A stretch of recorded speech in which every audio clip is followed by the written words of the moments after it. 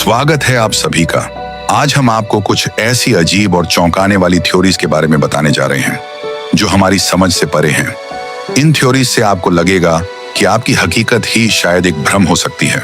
तो चलिए जानते हैं इन हैरान कर देने वाली थ्योरीज के बारे में। नंबर 2 है बोल्ट्जमैन ब्रेन्स। ये विचित्र थ्योरी कहती है कि ब्रह्मांड में होने वाली हलचल से अचानक एक पूर्ण रूप से चेतनशील मस्तिष्क बन सकता है जो यादों के साथ आता है।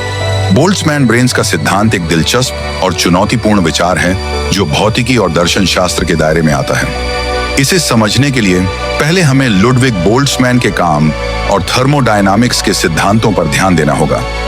बोल्ट्जमैन ने थर्मोडायनामिक्स और एंट्रोपी के विचार को आगे बढ़ाया। एंट्रोपी का अर्थ होता है किसी प्रणाली में अराजकता या अव्यवस्था की मात्रा। समय के साथ किसी भी बंद प्रणाली में एंट्रोपी बढ़ती जाती है जिससे प्रणाली ज्यादा अव्यवस्थित हो जाती है। यह सिद्धांत ब्रह्मांड के लिए भी लागू होता है। बोल्ट्जमैन ब्रेन्स का सिद्धांत कहता है कि अगर ब्रह्मांड इतना विशाल और पुराना है तो इसमें अनगिनत रैंडम क्वांटम फ्लक्चुएशंस होते रहते हैं। ऐसे में थ्योरी ये बताती है कि किसी खास समय पर रैंडम क्वांटम फ्लक्चुएशंस में से अचानक से एक मस्तिष्क जैसे हमारा उत्पन्न हो सकता है जिसमें अस्थायी रूप से चेतना हो सकती है। इसे बोल्ट्जमैन ब्रेन कहा जाता है। इस स्थिति में हम सब सिर्फ अंतरिक्ष में तैरते हुए मस्तिष्क हो सकते हैं और हमारी पूरी हकीकत एक भ्रम हो सकती है। हैरान करने वाला है ना। आखिर में नंबर 1 पर है डार्क फॉरेस्ट हाइपोथेसिस।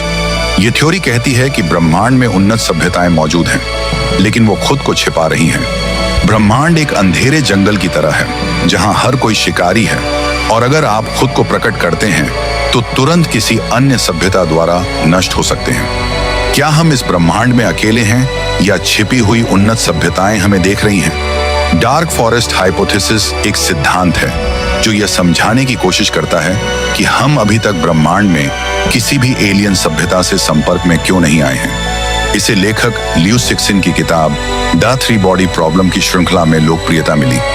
इस सिद्धांत के अनुसार ब्रह्मांड एक विशाल और खतरनाक अंधेरे जंगल की तरह है। हर सभ्यता शिकारियों से भरे इस जंगल में छिपी रहती है और जैसे ही किसी सभ्यता को पता चलता है कि कोई दूसरी सभ्यता मौजूद है वह उसे खतरे के रूप में देखती है। चूंकि हर सभ्यता अपनी अस्तित्व की सुरक्षा चाहती है इसलिए वह दूसरी सभ्यता को नष्ट कर सकती है ताकि खुद पर कोई खतरा न बने। इस कारण से सभी सभ्यताएं खुद को छिपाने की कोशिश करती हैं और एक दूसरे से संपर्क नहीं करती। संक्षेप में इस सिद्धांत का मतलब है कि हो सकता है